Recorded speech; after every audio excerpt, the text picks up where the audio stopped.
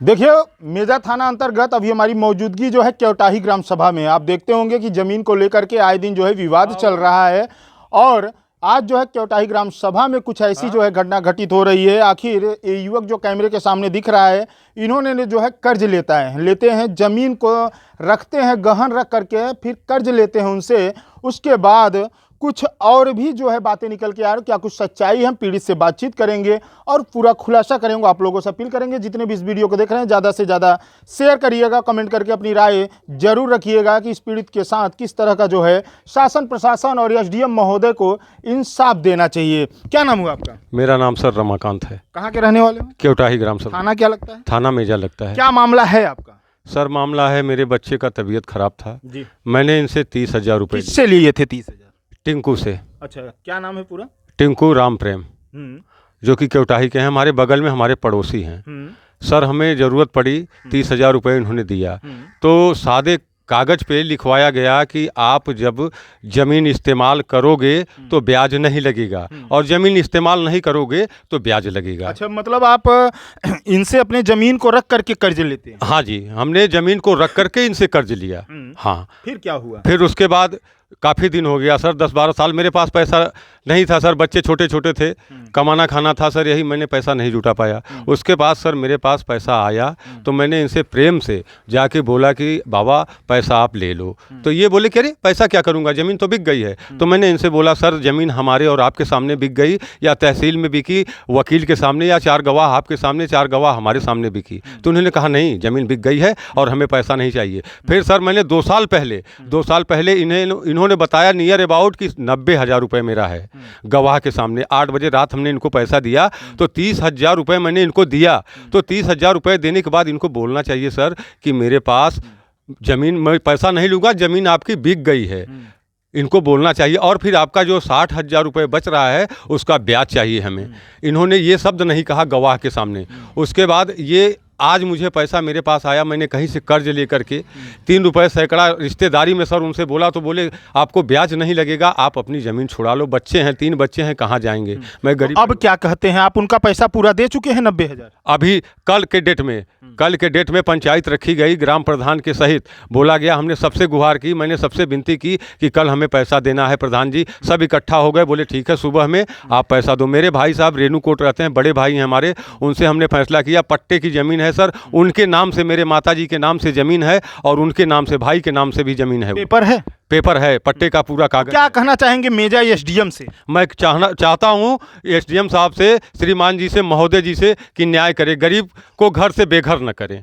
हाँ, यही मेरी अर्ज और विनती है मेजा एसडीएम साहब से। और मेजा पुलिस से क्या करें? मेजा पुलिस से भी यही कहूँगा कि कानून जो है वो निर्णय करे, न्याय करे, किसी के प्रति जांच भी होनी चाहिए और किसी के प्रति अन्याय न करे। सादे कागज पे सर इन्होंने नाम लिखवाया, सादे कागज पे, और बोला क्या कि हमें लालच नहीं है, ज़मीन की लालच नहीं है, पैसा दोगे तो आप ज़मीन आपकी मिल जाएगी। सादा पेपर पे लिखाने से क्या है, रजिस्ट्री हो जाती है क्या? सर इन्होंने यही कहा। और आज उसके बाद इन्होंने गवाह तैयार किए, गवाह में इनके सगे भाई, इनके बड़े पापा हैं और 2 गवाह इसमें ख़त्म भी हो चुके हैं।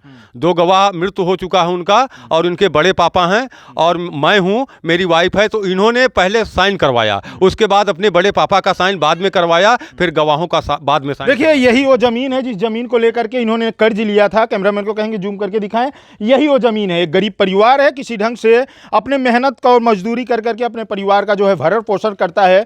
उसके बाद जो है कर्ज लेता है, कर्ज लेने के बाद जो है इससे ज़मीन जो है सादा पेपर पे लिखाया पढ़ाया जाता है। आप देखते होंगे कि गांव समाज में जब कर्ज लेते हैं लोग तो अपनी ज़मीन को जो है गहन रख देते हैं कि हमारा ब्याज न लगे। मगर जब ज़मीन रखने के बावजूद भी जो है कई साल जो है बीत जाने के बाद जब इस युवक के पास पैसा आता है तो पैसे देने के पास जब पार्टी के पास जाता है तो पार्टी कहती है कि आपकी ज़मीन जो है बिक चुकी है। आखिर क्या सादा पेपर, कोरा पेपर पे जो है अगर लिखा पढ़ी होने के बाद जो है अगर ज़मीन ऐसे ही बिकने लगे तो गरीबों के साथ ही आखिर ऐसा क्यों होता है? देखिए, यही एक घर है जिस घर में जो है पूरा परिवार अपने ज़िंदगी का जो है वहन करता है। उनकी वाइफ, हम उनसे बातचीत करेंगे आखिर पूरी सच्चाई क्या है। और मेजा पुलिस से जो है बार बार अपील करेंगे कि इस मामले को एसडीएम महोदय जो है जांच पड़ताल करने के बाद ही कोई कार्रवाई करें। क्योंकि ये जांच का विषय है। पट्टे की ज़मीन है, अब पहले के ज़माने में जो होता था पट्टा हो जाता था, और वही जो है पहले के ज़माने की ज़मीन इनके पास है। वही ज़मीन पर जो है कर्ज लेते हैं। कर्ज लेने के बाद जब इनके पास पैसा आता है, जब देने के लिए जाते हैं पार्टी के पास, तो पार्टी पैसा लेने के बाद 30,000 उसके बाद जब ये देते हैं तो कहते हैं ज़मीन बिक चुकी है। आखिर क्या पूरी सच्चाई, हम उनसे बातचीत करेंगे। क्या नाम हुआ आपका? कुसुम। आप इनकी क्या है? वाइफ। थोड़ा तेज बोलिए, क्या है? वाइफ। क्या है, क्यों आपकी ज़मीन जो है ऐसा हो रहा है आपके साथ? सर ये मेरा बच्चा तबीयत खराब था इसका, तो हम दोनों आदमी जाके इसके पास गिड़गिड़ाने लगे, पैर पड़ने लगे, तो ये कुछ पैसे हमें दिए 30,000 रुपये। उसके बाद ये जब नहीं ठीक हुआ, गंभीर होता गया, तो हम और पैसे लिए। 30,000 लिए थे कि 90,000 लिए? 30,000 शुरुआती तौर में ली थी, फिर इसके बाद पैसे लेते लेते 90,000 इसका हो गया था। अच्छा। ये 90,000 निकाला, हम लोग गए इसे 30,000 रुपये देने, फिर वापस करने 30,000 रुपये। तो ये बोला हमारा जो तो का कहत हैं तो क्यों करे बात? का कहत हैं? वो कह रहे हैं कि अब ये बिक गई है ज़मीन। कैसे बिक गई है? बिक गई है, तुम लोग जो दस्तखत करे हो उसके वजह से बिक गई। ये सादा कागज़ पे दस्तखत करवा लिए कि अपना ज़मीन छोड़ाओगे कि नहीं, तो हम लोग अपना नाम लिख दिए कि हाँ छोड़ाएंगे।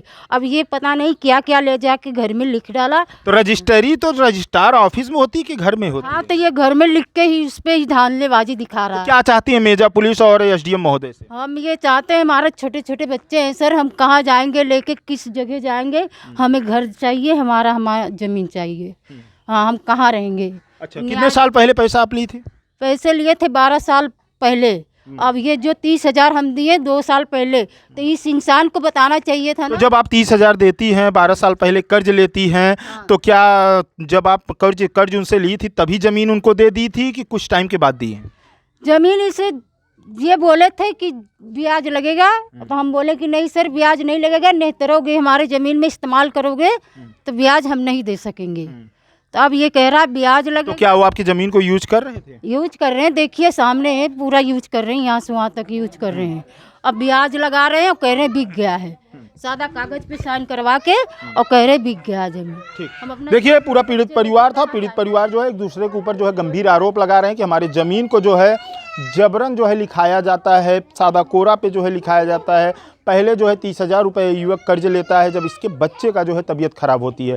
उसके बाद धीरे धीरे ज़्यादा कर्ज लेने के बाद जब 90,000 हो जाता है, कई साल पहले लिया जाता है, उसके बाद इन्होंने जब 30,000 रिटर्न दिए, फिर उसके बाद पैसा रिटर्न देने जाते हैं, तो जो अदरवाइज जो पार्टी है वो कहने लगती है कि आपकी ज़मीन जो है बिक गई है। कहीं ना कहीं ये जांच का विषय है। मेजा पुलिस और एसडीएम महोदय इस मामले को संज्ञान में लेते हुए, जांच पड़ताल करते हुए, अगर इनकी ज़मीन है तो इनको मिलना चाहिए, अगर इन्होंने जो है ज़मीन अगर उनको दिए हैं तो उनको मिलना चाहिए। कहीं ना कहीं ये जांच का विषय है।